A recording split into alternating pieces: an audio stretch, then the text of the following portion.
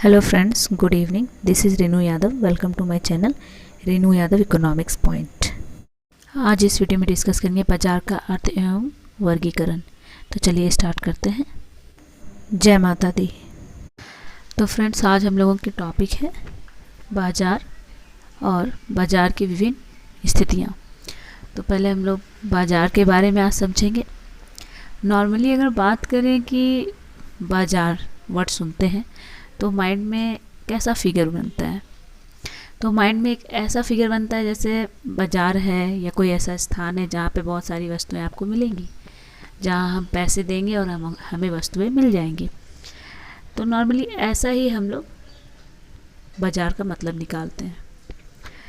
तो बाज़ार का साधारण सा अगर परिभाषा हम लोग जाने तो बाज़ार का आशय किसी स्थान से नहीं बल्कि उस क्षेत्र से होता है जहाँ किसी वस्तु के क्रेता और विक्रेता फैले होते हैं।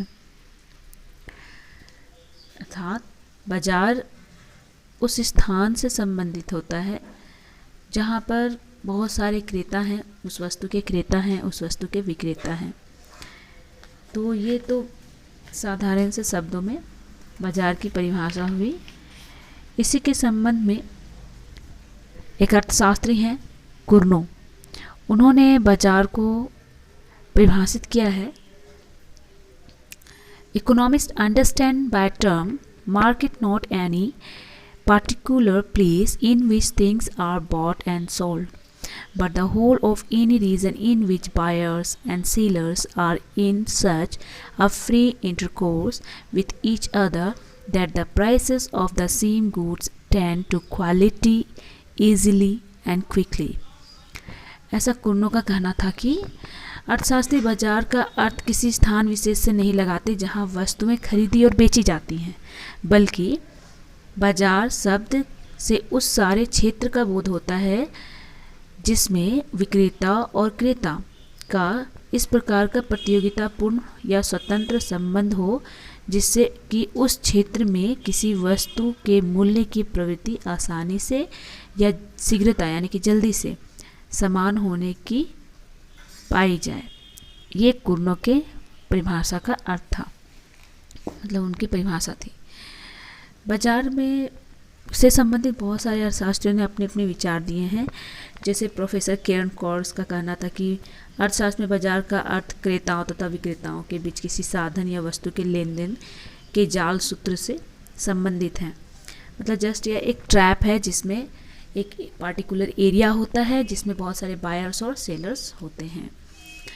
अब आते हैं बाजार के तत्व। बाजार के मेन एलिमेंट्स क्या हैं? पहला है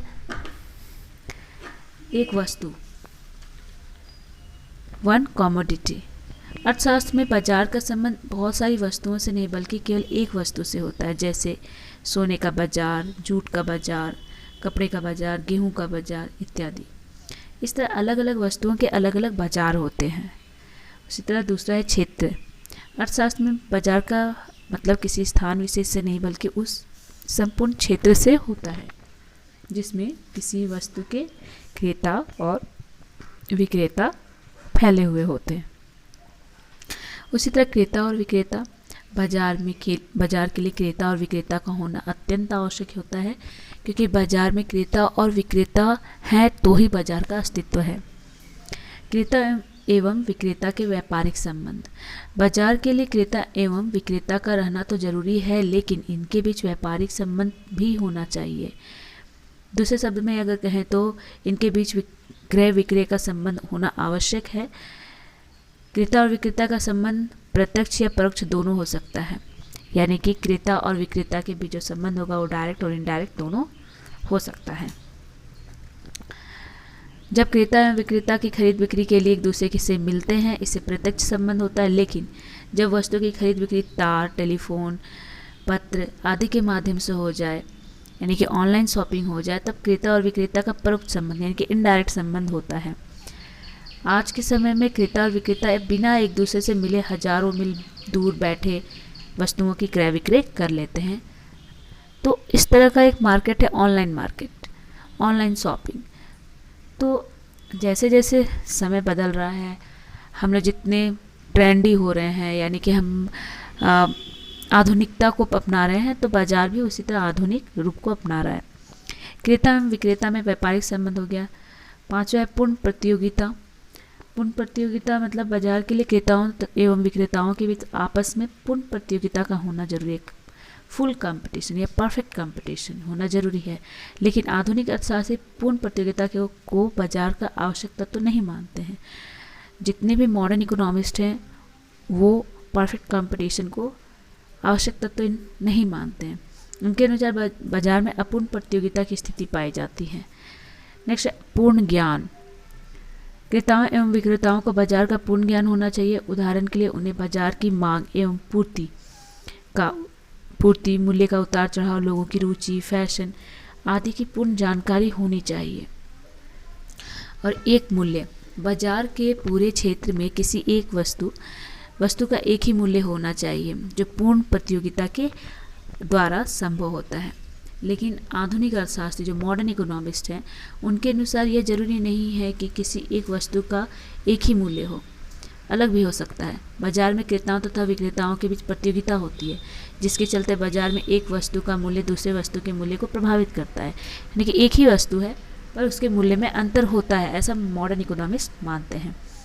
ये तो हो गया मुख्य तत्व। उसके बाद आते हैं बाजार का वर्गीकरण। बाजार का वर्गीकरण के बारे में भी हम लोग जान लेते हैं।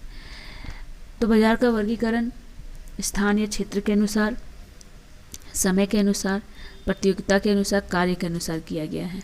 इसको हम लोग बारी बारी सबको हम लोग पढ़ेंगे और ऐसे बहुत सारे पॉइंट्स हैं जिसमें हम लोग क्लियर करेंगे।